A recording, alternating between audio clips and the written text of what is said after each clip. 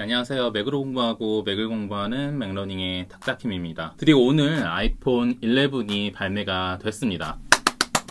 많은 분들이 기다리시던 카메라가 3개 달린 아이폰, 저는 1년 전부터 사용을 하고 있었는데요. 바로 아이폰 라이트닝 포트에 연결해서 사용하는 카메라인 DxO1입니다. 카메라나 사진 편집에 조금이라도 관심 있으신 분들은 아마 알고 계실 거예요. DxO사는 카메라 성능 벤치마크 하는 프로그램인 DxO 마크를 개발한 프랑스 회사입니다. 여러분들 아시다시피 아이폰 11의 카메라 성능은 망원 카메라가 52mm 초점거리에 f2.0 2배 광합줌 12메가픽셀 센서, 와이드 카메라가 26mm f1.8 12메가픽셀 센서, 울트라 와이드 카메라가 13mm 초점거리에 f2.4 12메가픽셀 센서를 가지고 있죠. DxO1의 센서는 1인치 카메라 센서를 차용하고 있고, 이는 바로 소니 센서를 사용하고 있습니다.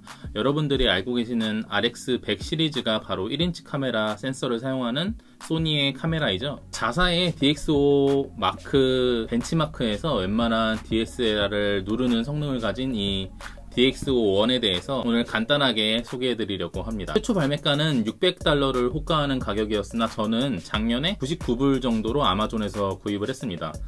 그런데 저는 이것만 구입한 게 아니라 이렇게 삼각대 거치 킷과 방수 킷, UV 필터 kit까지 구매했고, 게다가 저는 이 DxO1에 캐논 와이드 컨버터도 달 수 있도록 이 렌즈도 구입을 했습니다. 아마도 이 조합은 우리나라에서 저만 가지고 있을 것이라고 저는 확신하고 있습니다. 왜냐면은 똥템에 이렇게 투자를 똥템이라고 벌써 말하면 안 되겠지만 똥템에 이렇게 투자를 하는 사람은 아마 저밖에 없을 거예요.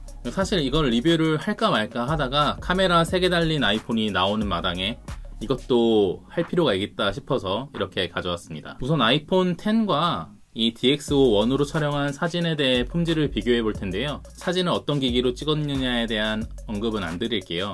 대신 사진에 번호를 붙여 놓을 테니까 아이폰으로 찍은 사진이 몇 번, DxO1으로 찍은 사진이 몇 번인지 댓글에 남겨주시면은 다 맞추신 분이 계시다면은 문화상품권 1만원권을 보내드리도록 하겠습니다. 우선 DxO는 무보정 상태로 로우랑 JPEG을 동시에 찍었고요. 제가 보여드리는 사진은 JPEG 확장자로 찍은 사진이고요.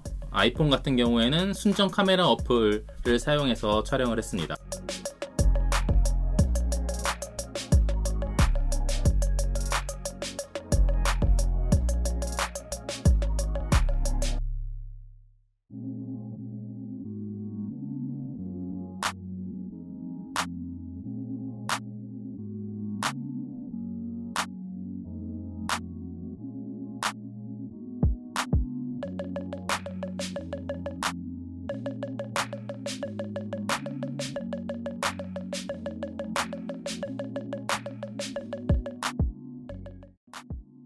아무리 스마트폰 카메라가 좋아졌다고 하더라도 카메라에서는 센서 크기가 깡패잖아요. 하지만 이 깡패한테도 단점은 있는데 바로 저조도 환경에서 오토포커싱 성능이 떨어진다는 것입니다. 이 같은 센서를 가진 RX100이랑 비교했을 때도 현저하게 떨어지는데, 왜냐면은 여기에 들어간 프로세서는 DxO에서 개발을 한 것이고요. 소니는 소니 센서를 사용하고 프로세서도 소니에서 개발을 하니까 좀 더 최적화가 잘 되어 있는 모습입니다. 보시다시피 DxO1의 이 슬라이드를 내리면은 전원이 켜지는 것이고요. 한 번 더 내려주면은 이렇게 오른쪽에서 라이트닝 단자가 튀어나옵니다. 그러면은 제 아이폰에다가 이렇게 결합해주기만 하면은 연결된 모습 볼 수 있습니다. 제가 설명을 해드릴 텐데, 이렇게 일반 카메라가 가지고 있는 기능은 모두 다 가지고 있다고 보시면 돼요. 이렇게 오토포커스도 AFS, C, OD까지 설정할 수 있고, 매뉴얼 포커스로 결정을 해서 이렇게 20cm에서 60m 그리고 무한대까지 포커스를 맞출 수 있습니다. 그리고 촬영 프로파일을 로우, 포로우 그리고 JPEG으로 설정을 할 수가 있고요. 이 촬영 모드도 오토로 줄 수도 있고, 씬 모드에서 스포츠, 정적인 사진, 풍경 그리고 야간 사진을 선택을 할 수가 있습니다.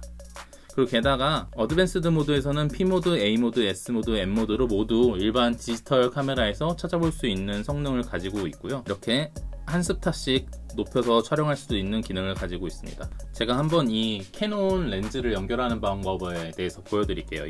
이게 캐논의 와이드 컨버터 WD 30.5 0.7 배율이고요. 이거를 이렇게 여신 다음에 이렇게 렌즈 컨버터에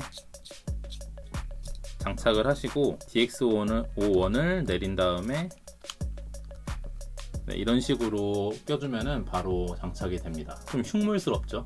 그래도 이 컨버터가 일반적으로 여러분들이 사용하시는 스마트폰 광각 렌즈에 비해 품질이 엄청나게 뛰어난 캐논 제품이기 때문에 선예도나 이런 것들을 손실보지 않고 이렇게 사용을 할 수가 있습니다. 그리고 이 밑에다가는 이렇게 삼각대 킷을 연결할 수가 있는데요, 간단하게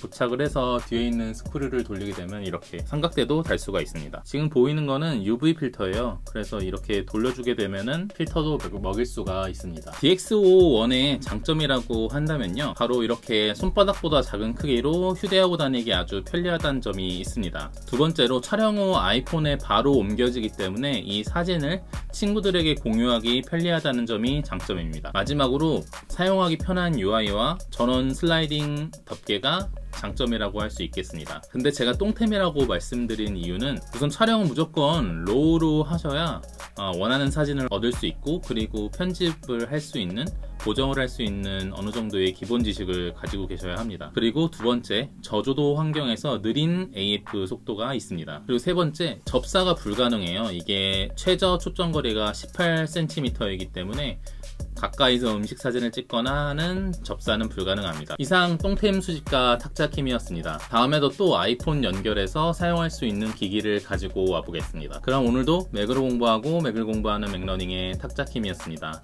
다음 영상이 기대되신다면 좋아요와 구독하기, 그리고 알람 설정도 부탁드리겠습니다. 감사합니다.